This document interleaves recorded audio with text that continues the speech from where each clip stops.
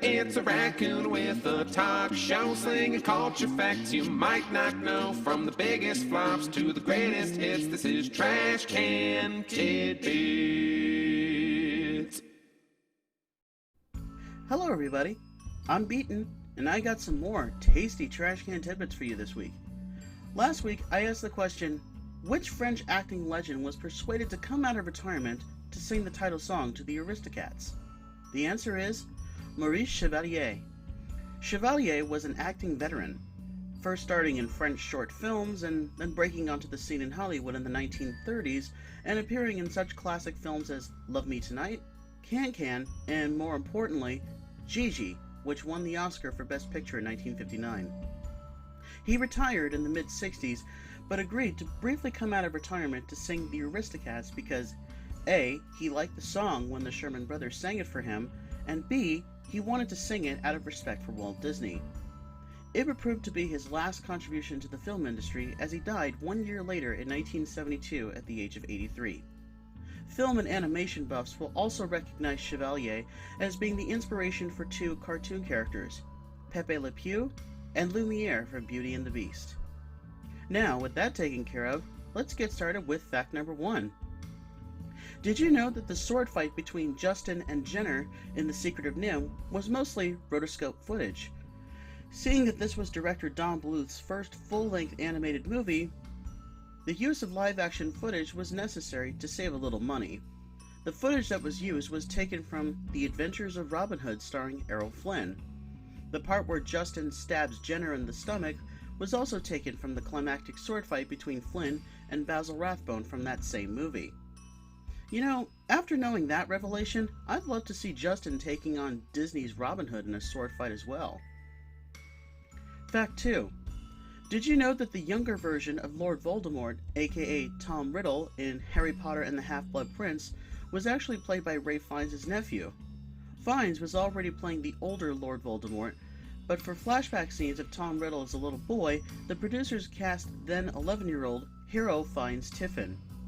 The filmmakers have said they didn't necessarily cast young Hero because he was Ralph Fiennes' nephew, but were more taken with the actor's eyes and looks, and his resemblance to his uncle. Fact 3. Did you know that children's author Roald Dahl wrote a screenplay to a James Bond movie? He wrote the screenplay to You Only Live Twice. Perhaps to return the favor, the Bond producers hired Dahl again to write the screenplay to Chitty Chitty Bang Bang, also based on a book by Ian Fleming. However, the film deviates heavily from the book in an attempt to make it more Bond-like. For example, Gert Frobe, famous for playing Goldfinger, played the film's villain, Baron Bombburst, and the female lead character's name has a double entendre name, albeit more child-friendly, Truly Scrumptious. Even Desmond Llewellyn, who played Q, makes a cameo appearance at the beginning of the film as the junkyard owner, Mr. Coggins. Fact 4. Did you know that Ape Escape for the original PlayStation was the first game ever to require the use of the double analog sticks on the DualShock controller? The game's control scheme allowed you to move the character Spike with the left stick, and the right stick control the weapon he was using. Each weapon was assigned and mapped to a specific face button, and selecting it would allow you to control the weapon with the right analog stick. Controllers are something we take for granted these days, and when the first DualShock was released, only a handful of games actually made that control scheme optional. But Ape Escape was indeed the first game to require the use of the analog sticks. Fact 5. Sticking with video game controllers for this next fact, did you know that the Nintendo 64 controller was the first controller to incorporate vibration features based on events in the game? The Rumble Pack was an optional accessory that vibrated based on in-game events. Rumble and vibration features have now become standard in controllers ever since. Bonus fact, one idea the producers of GoldenEye had for reloading weapons was to unplug and reinsert the Rumble Pack, similar to loading a gun in real life. Understandably, Nintendo said no to that function, most likely because repeating the process over and over again would eventually break the controller. Fact 6.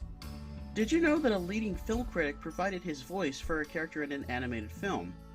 Going back to The Secret of NIMH for a moment, Charles Champlin, a critic for the Los Angeles Times, made a vocal cameo as one of the rats in the meeting scene when Mrs. Brisby is introduced to the rats before she meets Nicodemus. Probably because of his participation in the film as an actor, he couldn't review it. If he was allowed to, though, I'm sure he would have given it a solid review. Fact 7. Did you know that shortly after the release of Return of the Jedi, Mark Hamill said that there would be a new trilogy, and his prediction for when it was released was almost correct?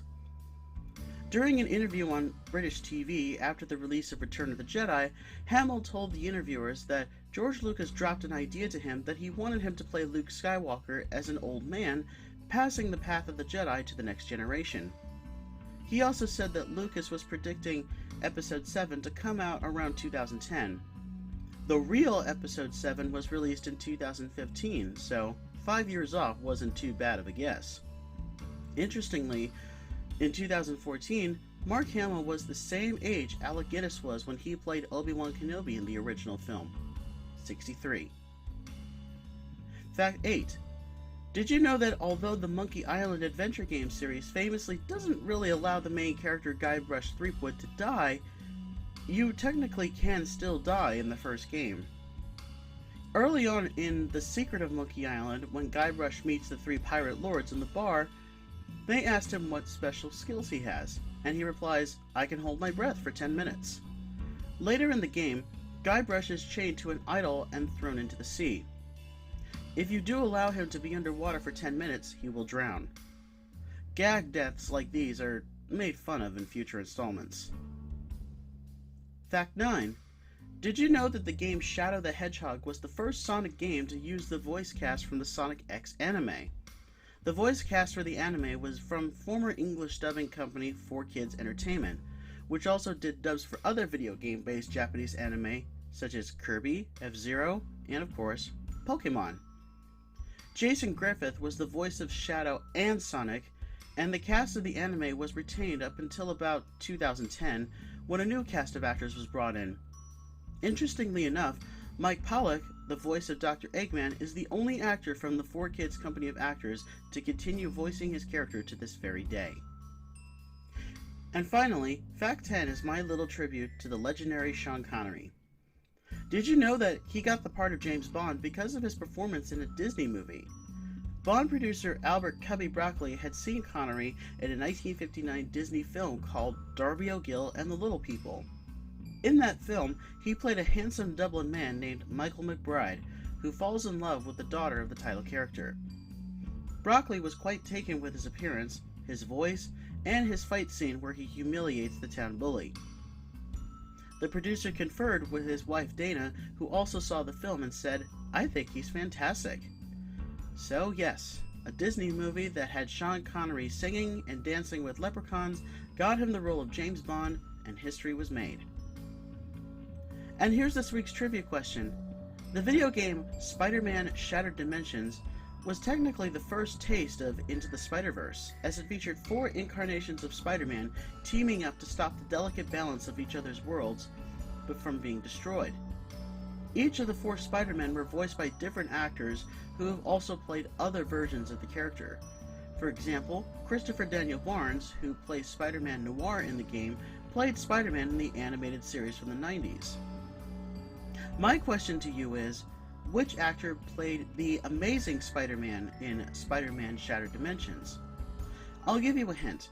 He previously played the character in a short-lived animated series in the early 2000s for MTV as a continuation of the first movie. And there we go for this week. I hope you enjoyed this episode. Stay tuned for next week, as next week will be my 69th list. That's where things will get a little hot and bothered. And please don't forget to like, subscribe, share, and ring the bell for future video notifications. Thanks for watching, and I'll see you next time.